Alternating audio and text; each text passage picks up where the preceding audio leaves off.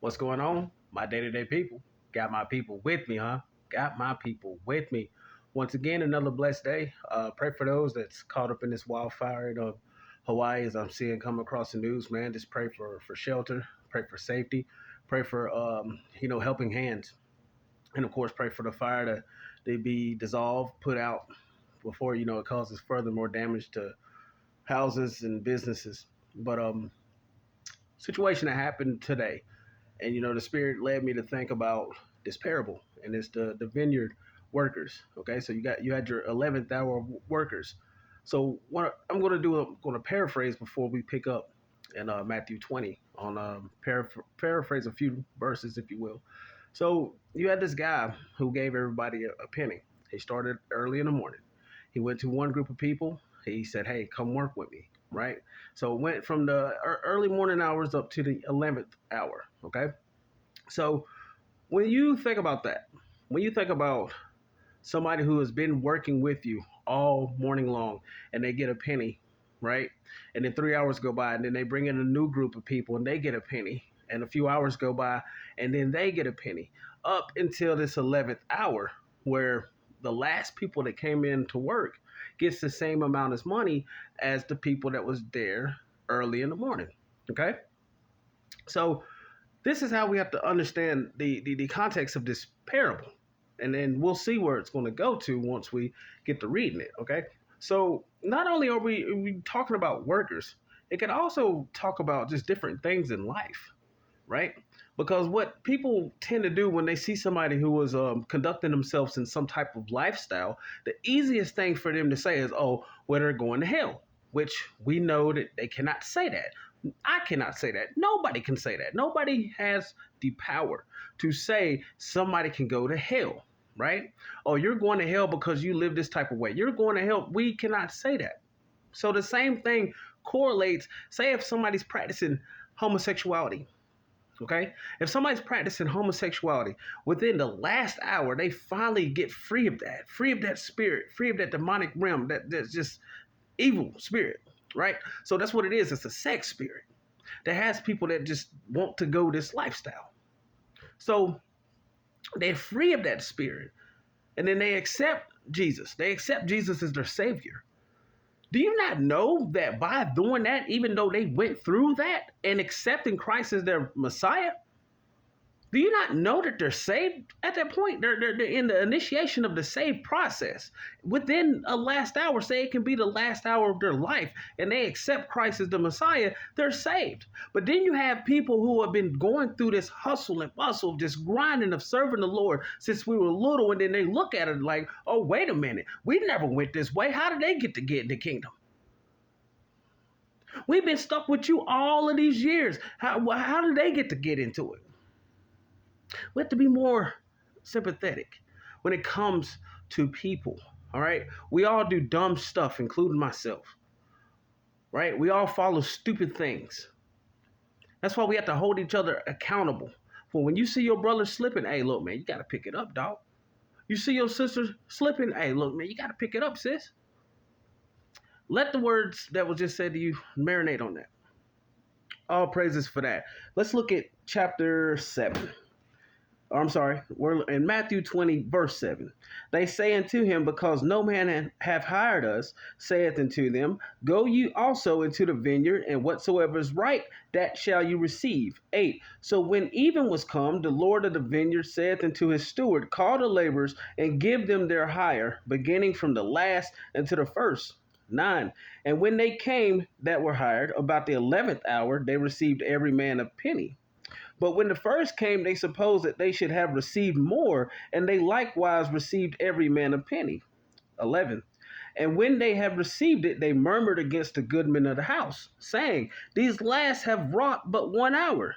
Thou hast made them equal unto us, which have borne the burden and the heat of the day."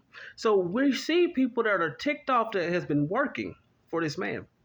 They've been working for this man since early in the morning, and they got paid the same amount that the last 11th hour workers made. So the situation that happened at work, people got raises and now everybody's considered equal. right? You have people who has been there for years, and now you got people who just came into the door are making the same amount as them, and the amount of grumbling, and I thought of this. The Spirit had me think of this, and I thought, you know what? You're right. So I got brothers in there. I'm like, oh man, this is the parable. Like we see this parable within our own face, so we're able to handle it in a different magnitude, and everybody else is just 0 to 38. Oh, I'm gonna quit my job, and just we know how that goes. So let's continue. 12, saying that these last have wrought but 1 hour, and thou hast made them equal unto us, which have borne the burden in the heat of the day. We have been burning up all day long, been out with you early in the morning. You give these people the same amount that you gave me. That's where we have to not be greedy. We have to have sympathy. Okay, so the kingdom is of course the place that we all want to get to, right? Now, of course, people have just stuff taken away from them, a lot of things that has happened, and they still have faith, and they're still there, right? And then it seems like you get somebody who just comes in. We can't be mad. We're all wanting to get to the same place. So why would you be upset at that? Why would you be upset? No matter if you have been working all day in the morning. That's what I love about these parables. The parables are very spiritual, even though we're sitting here talking about money within these contexts. But it's also talking about things that happen in life, right? Things that go against our spiritual, our spirit, just like the homosexuality thing that was spoken of earlier. And that's taking it to the max. Somebody can practice that, right? And then others will be like, oh, he's going to hell, but then turn around and accept Jesus Christ as the Messiah. And then that flips, and they're heading towards the kingdom, if they stay on that path.